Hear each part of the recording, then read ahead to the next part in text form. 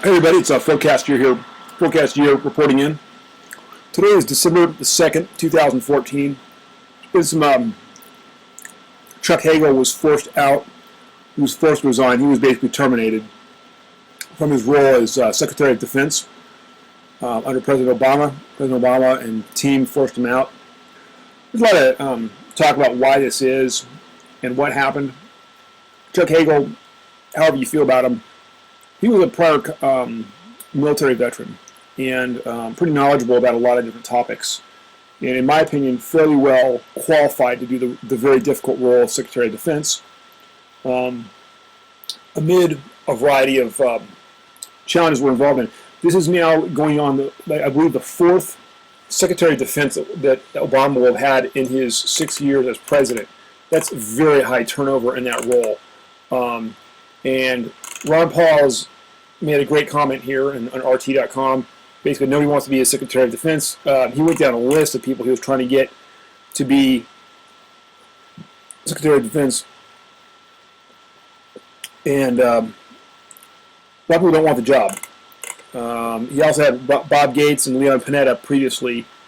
And there was a lot of backlash from it, it sounds like, after their roles. So I think we have a real problem as far as our geopolitical situation because of this, for a variety of reasons.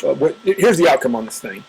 Our geopolitical situation for the next 2 years until we get a new president in the White House, 2016, 2017, is going to be very difficult.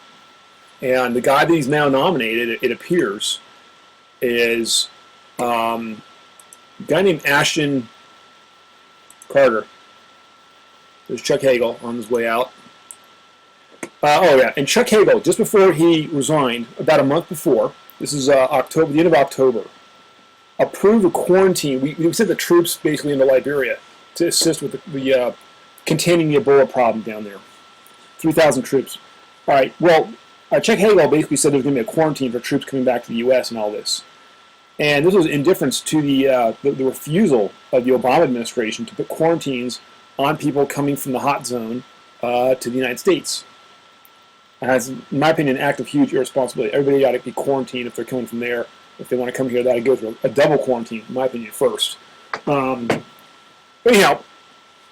Chuck Hagel was very wise, and he basically said you got to have a quarantine on the troops coming back there because just to be safe, so they don't bring it back. I believe this is part of why Chuck Hagel was finally forced out. That he was kind of at loggerheads and odds in a variety of topics with the Obama administration and Obama's rest of his cabinet.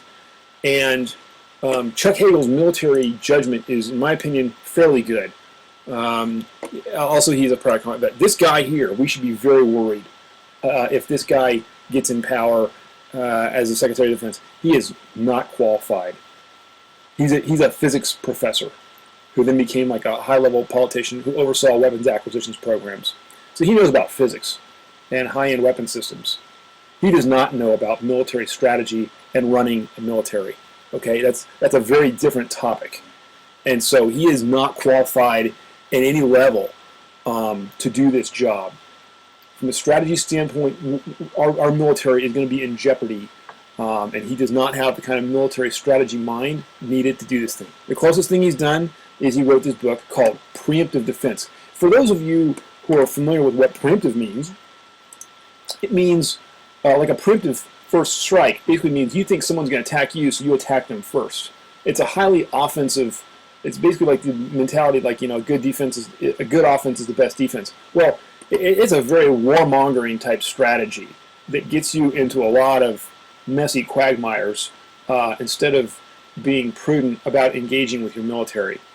This is like a devil-may-care type strategy, a very dangerous, wanton way to engage, especially in today's world, which is already filled with a lot of problems. So instead of finding, they say in the art of war, a couple things, which is the first job of the military is to avoid a war, is to not get into one. And it's almost like he hasn't read the art of war and figured that out. The first job of the military is not to engage in war. This is the opposite mentality. It's like, anybody you see as a looming potential threat, go get in a fight with them. That's what preemptive means. So that's a very dangerous mentality to have. Chuck Hagel was much more careful and smarter, in my opinion. So I think we can expect major problems should this guy, Ashton Carter, get waved in, which I think he probably will, because, again, like Ron Paul says, nobody wants the job.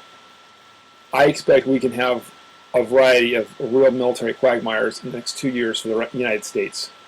Some serious military setbacks and problems that we get into. I know we've already been in some big ones with Afghanistan and Iraq.